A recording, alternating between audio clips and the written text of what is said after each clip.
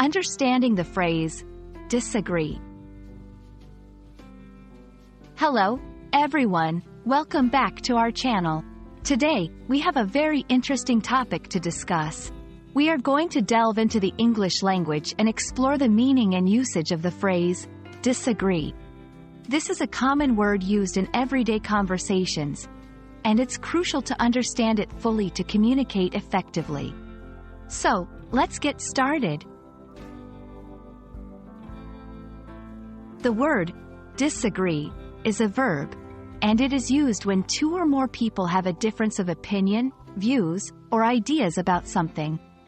When you disagree with someone, it means that you do not share the same thoughts or beliefs as the other person. It's important to note that disagreeing can be about small, trivial matters, or it can be about serious, significant issues. Now, let's look at some examples to understand how to use disagree in sentences. 1. Simple disagreement. I disagree with you on that matter. 2. Using with. She disagrees with her brother on almost everything. 3. Disagreeing in a group.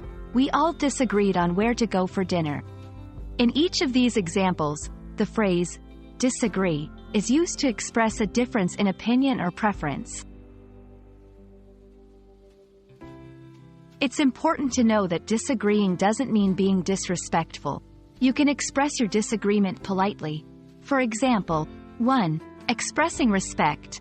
I respect your opinion, but I disagree. 2. Suggesting alternatives. I see your point, but I disagree. How about we consider this option instead? By expressing your disagreement politely, you ensure that the conversation remains respectful and constructive. You might have noticed that we sometimes say, disagree, and sometimes say, disagree with. So, what's the difference? 1. Disagree, alone. Used when the object, the person you are disagreeing with, is not mentioned in the sentence.